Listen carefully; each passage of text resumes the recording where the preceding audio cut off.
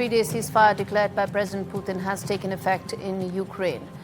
This ceasefire has been announced by President Ukraine because it coincides with the Victory Day celebrations that marks the 80th anniversary of the World War II being won by Russia and the Allies. That Victory Day celebration and parade will take place on May 9th, and ahead of that, the ceasefire has been put in place. Well, guess what?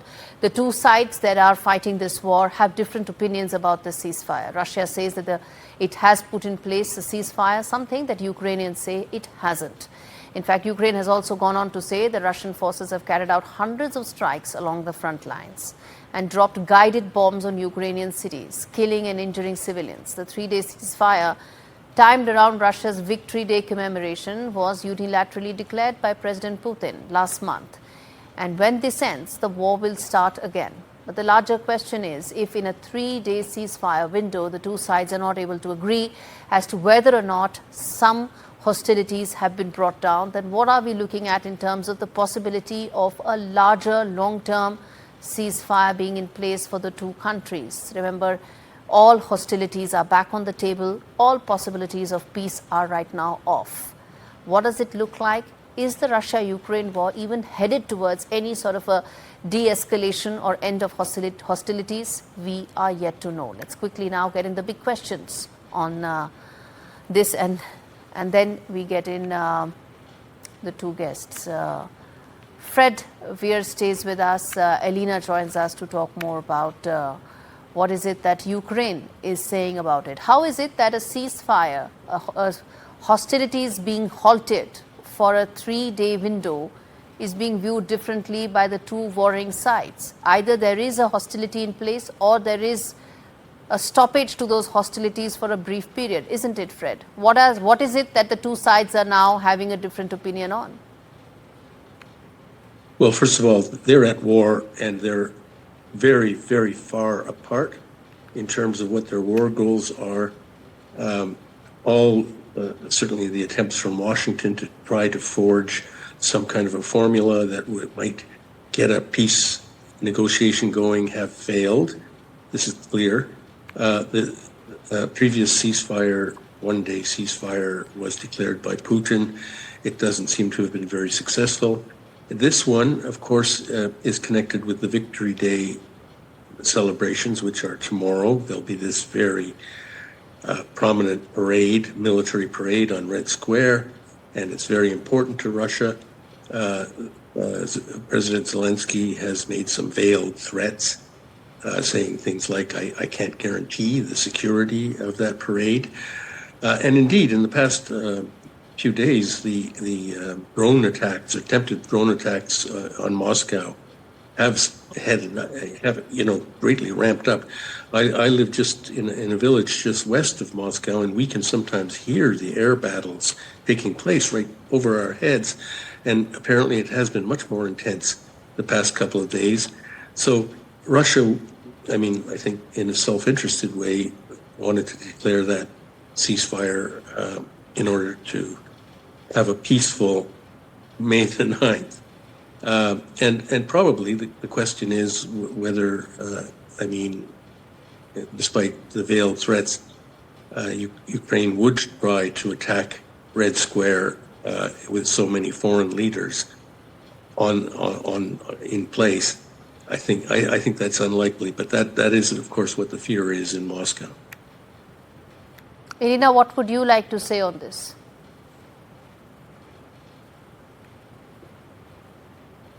It is very unfortunate. I cannot really hear you. However, I would like to describe the situation here in Kiev with regards to this short ceasefire that was announced by President Putin. As you know very well, Ukraine agreed on the proposal of the United States and offered itself to establish a ceasefire for at least 30 days, because the ceasefire should be established not for some symbolic dates, especially when it comes to the 9th of May, the day which Ukraine contributed a lot to the fight against the fascism during the Second World War. And of course, now it's time that Russian fascist regime should also stop killing Ukrainians. However, after the ceasefire was announced, Russia itself shoot several rockets to the territory of Ukraine in Sumy and Kharkiv Oblast. Several women were injured, several homes were destroyed. So Russia doesn't stick to its own promises, and this is another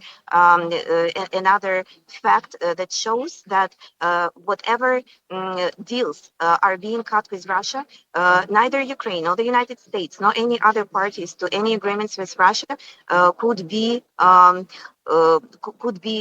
rest assured that Russia will stick to its promises. Thus, currently, Ukraine hopes that this ceasefire would be prolonged because this killing must stop. However, we understand that Russia is not seeking for true peace, and that's why, unfortunately, more Ukrainians might die in the next days. Right. Okay. Now, the fact that the two sides do not agree that there is a cessation of hostilities or not itself proves how difficult getting a long-term solution to this is, isn't it, Fred? So, what are the odds that the world is actually going to see some sort of a long-term peace settlement here? I think that there's probably going to be a lot more, sadly, more action on the battlefield in the coming months. The Russians have made it clear from the very beginning that they're not interested in just a ceasefire. What they want is to see the outlines of a roadmap to a lasting solution, a peace settlement that will stick. And they have made their war objectives very clear. So yes, I would agree that this 3-day ceasefire from Putin is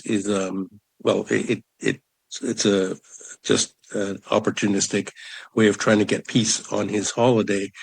But in principle, there won't be any ceasefires that Russia will agree to until they've seen that blueprint for a permanent settlement, and it will have to respond to Russia's main war objectives for them to agree to it.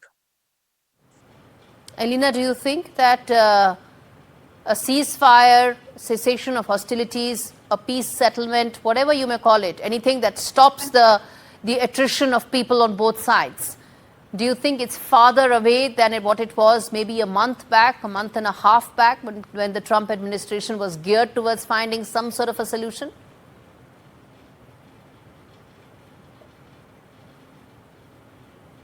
Again, I'm not sure what you're asking about.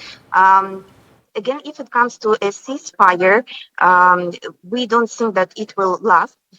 We do not think that there are currently any platform for Russia to stop its war.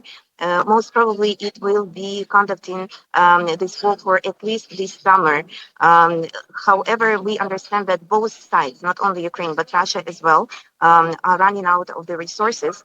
And moreover, Russian economy, though is still holding, it is not as strong as it used to be. It is very fortunate that the prices for oil go down, because these are the prices for the natural resources that fuels the war against Ukraine.